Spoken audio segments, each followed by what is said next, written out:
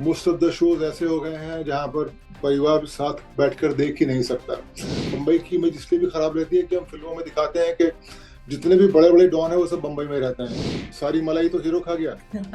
उसके बाद कुछ ज्यादा बचता नहीं है। कभी किसी कहानी में छोड़ दें तो कोई हीरो का दोस्त हो गया, वो बेकार रोल होता है। हमारे साथ आज हैं विश्वजीत प्रधान जी। नमस्ते, आपका स्वागत है बॉलीवुड नाउ पर। जी नमस्कार। Thank you for having me on the show. जी सर। सर, सबसे पहले तो मैं आपसे यही पूछना चाहूंगा, जानना चाहूंगा कि अभी जो ये हेक्टिक वाला समय चल रहा है आपका, मतलब फिल्म की प्रमोशन करनी है, थोड़े दिनों में फिल्म रिलीज होने वाली है, तो नर्वस है, एक्साइटमेंट है, कैसा फील कर रहे हैं? ये दिन कैसे गुजर रहे हैं आपके? हाँ, थोड़ी बहुत नर्वसनेस एक्साइटमेंट तो रहता ही है। और लेकिन जब आपका काम अच्छा हो और जो आपका प्रोजेक्ट है और जो वेब सीरीज है जो बाहर आने वाली है वो अच्छी हो, तो नर्वसनेस से ज्यादा एक्साइटमेंट इस बात का है कि ऑडियंस को पहले से भी ज्यादा मजा आएगा इसमें। सो दैट्स व्हाट यू, जैसे कि माँ जब अच्छा खाना बनाती है तो वो एक्साइटमेंट से बच्चों की तरफ देखती है कि मैंने खाना अच्छा बनाया है, तुम्हें मजा आएगा। So similarly it's a similar sort of excitement. It's a very good one more part of Aarya coming out. Full credit to Ram Madhvani ji and team. बहुत बढ़िया पार्ट 3 है और ऑडियंस को मजा आएगा। जी सर, मतलब आपकी जो यही बातें हैं, मतलब मैं तो कई दिनों से, कई सालों से आपका इसी बात का प्रशंसक रहा हूँ कि जिस तरह से आपने एग्जाम्पल दिया माँ वाला, मतलब जो जिस जी। तरह से बातें आप करते हैं, मतलब बहुत ही मंत्रमुग्ध करने वाला है। सर, इसी से जुड़ा हुआ एक मेरा प्रश्न होगा कि बाकी जो दोनों सीजन थे उससे इस सीजन में क्या अलग हमको देखने को मिलेगा, खास करके आपका जो किरदार है संपत का, उसमें हम क्या अलग देख सकते हैं इस बार? देखिए, बड़ा मजेदार है क्योंकि एक्चुअली बात वही है कि मैं बताना चाहता भी हूँ और बता नहीं भी सकता, क्योंकि कुछ बताएंगे ज्यादा तो फिर ऑडियंस का ही मजा कम हो जाएगा। लेकिन वही है कि जितने भी एलिमेंट्स हैं भाई, गैंगस्टर्स, क्रिमिनल्स, एक माँ, उसके बच्चे, दुश्मन उसके पीछे लगे हुए हैं, अच्छे लोग, बुरे लोग, सारे ही एलिमेंट्स हैं इसमें। और जिस तरह का तारतम्य और जिस तरह की चीजें इस बार जुड़ी हैं, मुझे लगता है कि ये पार्ट 1 और पार्ट 2 से भी ज्यादा एक्साइटिंग और ज्यादा मजेदार बन के आया है सामने। तो ऑडियंस को हालांकि मालूम है कि हम किस माहौल की तरफ जा रहे हैं, क्या मेन किरदार हैं, पर फिर भी बहुत सारी अनएक्सपेक्टेड चीजें हैं जो ऑडियंस को सरप्राइज भी करेंगी और मंत्रमुग्ध भी करके रखेंगी। मजा आएगा। सर, आप मतलब लगातार 3 सीजन आपने आर्या के किए हैं, तो सेम क्रू के साथ काम करने में मतलब कितना मजा आता है, कैसे बॉन्ड बनते हैं, इसके बारे में कुछ शेयर कीजिए सर। देखिए, वही मजा है क्योंकि जब आप पहली बार साथ में जुड़ते हैं तो सब लोग नए होते हैं और gradually you become more like a family. और यहाँ खास बात क्या है कि राम मधवानी इस तरह के प्रोड्यूसर हैं, जी। मतलब वो डायरेक्टर तो हैं ही, जिस तरह के प्रोड्यूसर हैं वो बहुत ही ह्यूमन और बहुत ही मतलब केयरिंग नेचर है उनका। So which reflects in the attitude of every member of the unit. So it's a very close knit unit. और कहीं ना कहीं एक आप में रिश्ता यूनिट के अंदर, डायरेक्टर, कैमरामैन, असिस्टेंट्स, टेक्नीशियंस, जब वो रिश्ता अच्छा बन जाता है कि तो वो ऑटोमेटिकली काम एक बेहतर निकल के बाहर आता है, you know. So that is I think season 1, season 2, season 3, और इसमें भी है कि चेंजेस तो होते रहते हैं। सीजन 1 और 2 में एक जो डायरेक्टर थे विनोद रावत, वो थर्ड में नहीं है, यू नो। तो श्रद्धा श्रद्धा जी उसकी जगह आई हैं। So we have lot of new members also in the crew, lots of actors, lots of new characters have come in। लेकिन यहाँ वही है कि नए और पुराने का मिश्रण, और एक बड़े इंटरेस्टिंग तरीके से, अगर उसको शेफ कहें, एक बड़े इंटरेस्टिंग तरीके से परोसा गया है सामने। So the people will enjoy this. आप जैसे, सुष्मिता जी जैसी बड़े बड़े दिग्गज कलाकार इसमें हैं, तो जो न्यू कमर्स आते हैं उनकी बॉन्डिंग कैसे होती है इतने दिग्गज कलाकारों से मिल करके? नहीं, क्योंकि वो हमें लगता है कि वो नए हैं, मतलब किरदार नया है यहाँ इस इस कहानी में वो नए हैं, लेकिन वैसे वो नए नहीं है। वो तो भाई सभी लोग काम करते आ रहे हैं अपने अपने लेवल पे। सो और चूंकि वो ऑलरेडी एक अहम स्टेज पर पहुंच चुके हैं, एक एक्सपर्टीज पा चुके हैं, इसीलिए उन्हें इसमें हिस्सा बनने का मौका भी मिला है. So they are all experienced, good, talented people who are part of the project now. तो बढ़िया है, आप देखिए, मजा आएगा. आपकी जो पर्सनल बॉन्डिंग है इस सेट पर किससे सबसे ज्यादा अच्छी रही है? कोई डायरेक्टर था कि या फिर कोई किसी एक्टर के साथ, मतलब किससे आपकी बॉन्डिंग सबसे ज्यादा अच्छी रही है कि जब समय मिले तो उसके साथ गुजारना है सेट पर? सभी, मैं वही, जैसे मैंने पहले भी कहा ना, एक बड़ा अच्छा माहौल रहता है सेट पे. क्रेडिट फिर से वही हम प्रोड्यूसर को ही देंगे कि उन्होंने इस तरह का माहौल बनाया है, तो that you are comfortable with everyone. वो बल्कि मैं तो कहूंगा जो हमारे स्पॉट बॉयज के चीफ हैं, शेट्टी दादा, हाँ, वो बड़े कमाल के हैं ना. वो मतलब वो उनका नेचर बड़ा एकदम माँ जैसा है. वो सबका ख्याल रखते हैं.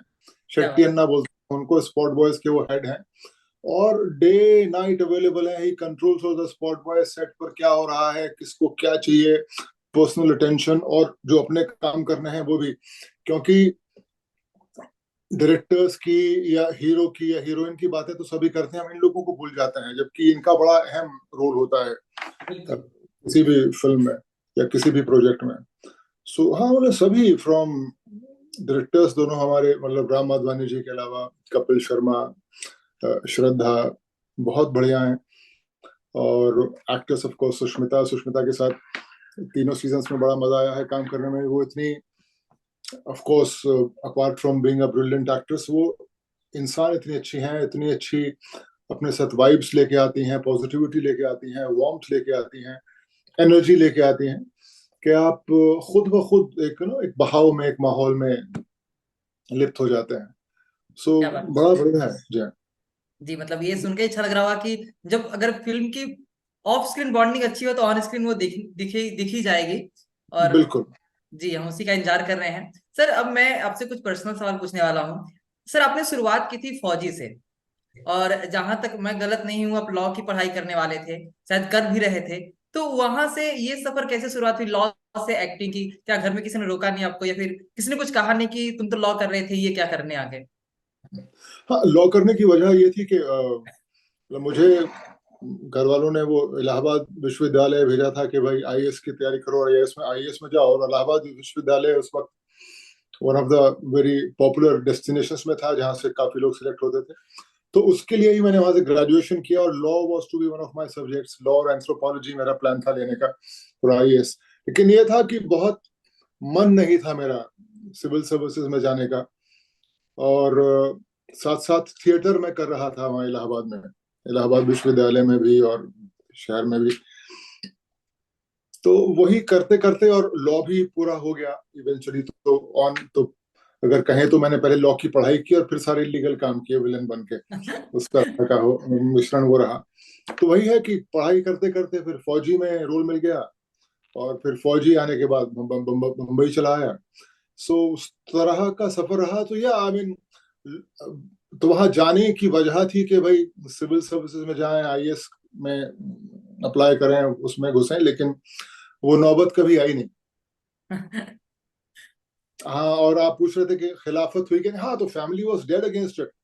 क्योंकि हमारा जो परिवार रहा है वो पॉलिटिकल एग्रीकल्चरल बैकग्राउंड, पिताजी हमारे राजनीति में थे. तो कहीं ना कहीं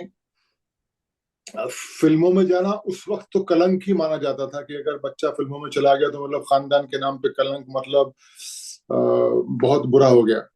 तो खिलाफत तो थी, but then gradually I realised के it was not so much against going into films. एक बम्बई की इमेज बड़ी खराब थी उस वक्त भी.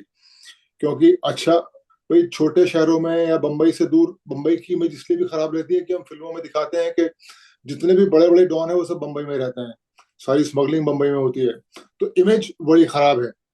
तो एक एक नॉर्मली लोगों को ये लगता है कि अगर बच्चा बम्बई गया तो बर्बादी है, सारे डॉन वहां मिलेंगे, सारी स्मगलिंग वहीं पे होती है, और फिल्मों में तो कुछ होने वाला है नहीं. बट ग्रेजुअली मैंने रियलाइज के जब यलगा रिलीज हुई, उसका मुझे अच्छा फीडबैक मिला, and then they saw my behaviour.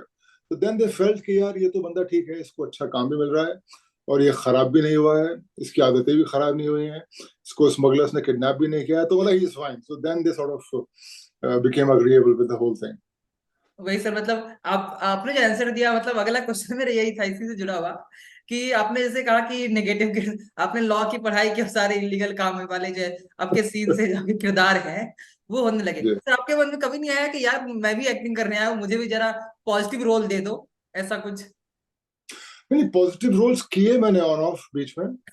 हाँ। लेकिन वही है कि क्योंकि ज्यादातर मैंने ऑलमोस्ट 30 में से 20-25 साल तो मैंने फिल्में ही ज्यादा की, और एक टिपिकल हिंदी कमर्शियल पिक्चर में कुछ फिल्में छोड़ दें तो सपोर्टिंग एक्टर्स के हिस्से में ज्यादा आता नहीं है।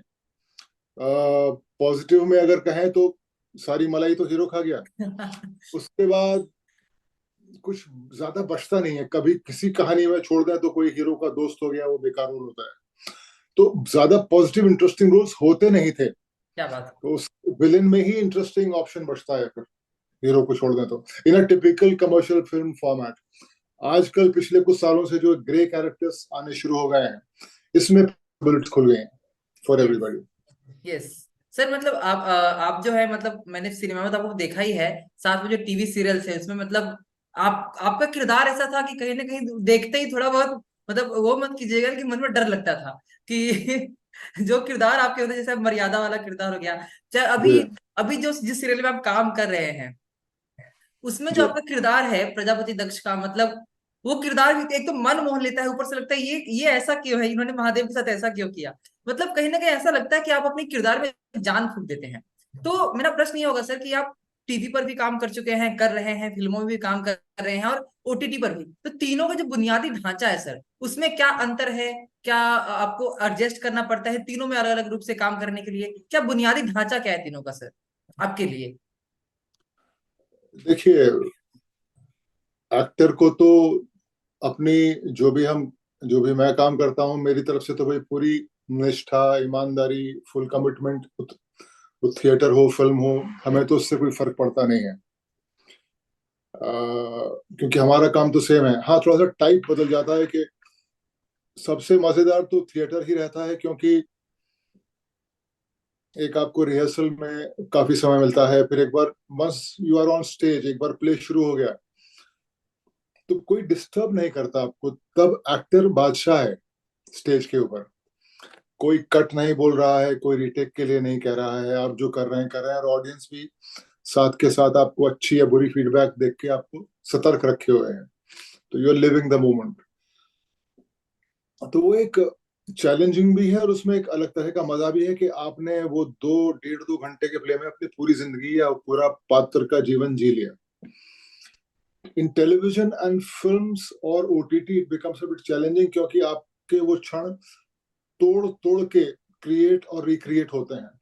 सो वहां वो चैलेंजिंग है, क्योंकि आपने कुछ बहुत अच्छा टेक दिया, वो किसी वजह से कट हो गया, अगला टेक आपने उतना अच्छा नहीं किया फॉर सम रीजन और वो ओके हो गया। So lots of things are not in your hand, या आपके साथ जो को परफॉर्म कर रहा है वो सही नहीं कर पा रहा है। So there are lots of things, but then again that's the nature of the devil. है मजेदार। हमारा काम बहुत अच्छा है, एक्टर का जो जीवन है, जिस तरह क्रिएशन करने का मौका मिलता है, I think more than the medium, कि किस मीडियम में काम कर रहे हैं डिपेंड्स अपॉन कि किसके साथ काम कर रहे हैं, वो डायरेक्टर कौन है, राइटर, स्क्रिप्ट कैसी है। सो अगर स्क्रिप्ट अच्छी है, डायरेक्टर हमारा अच्छा है, को एक्टर्स अच्छे हैं, तो मीडियम डजंट रियली मैटर। जी सर, बिल्कुल सर। सर एक अंतिम प्रश्न मेरा आपसे ये होगा कि अपने दर्शकों के लिए, अपने चाहने वालों के लिए आर्या 3 की टीम की तरफ से आप क्या मैसेज देना चाहेंगे? सबसे पहले तो सबका बहुत बहुत शुक्रिया, आपने जो हमें प्यार दिया है, अप्रिसिएशन दिया है या क्रिटिसिज्म दिया है, क्योंकि वो फीडबैक भी बहुत जरूरी है। वो प्यार के साथ अगर हमें आप एक जो ऑनेस्ट ओपिनियन मिलती है वो ना मिले, तो हमें एक और बेहतर करने का मौका नहीं मिलता है। So thank you very much for that. बस यही है कि आप सबसे इल्तिजा है, रिक्वेस्ट है कि 3 नवंबर को हमारा पार्ट 3 ऑफ आर्या आ रहा है। आप सब लोग देखिए, नहा धो के नाश्ता वाश्ता करके अपना कॉफी चाय साथ में लेके सब परिवार देखिए। ये एक ऐसा शो है जिसको परिवार साथ में बैठ के देख सकता है, कोई भी अनकंफर्टेबल फील नहीं करता है। Otherwise most of the shows ऐसे हो गए हैं जहां पर परिवार साथ बैठकर देख ही नहीं सकता। लोगों को गलतफहमी हो गई है मेकर्स को कि खूब गालियां अगर देंगे, नंगापन दिखाएंगे तो वो बड़ा अच्छा उनका शो हिट होगा, पर इसमें ऐसा कुछ नहीं है. This is a show which is clean, though it's about gangsters and drugs, लेकिन a family can watch it together. आपको बहुत बहुत शुभकामनाएं सर, और all the best web series के लिए. Thank you so much. धन्यवाद. धन्यवाद.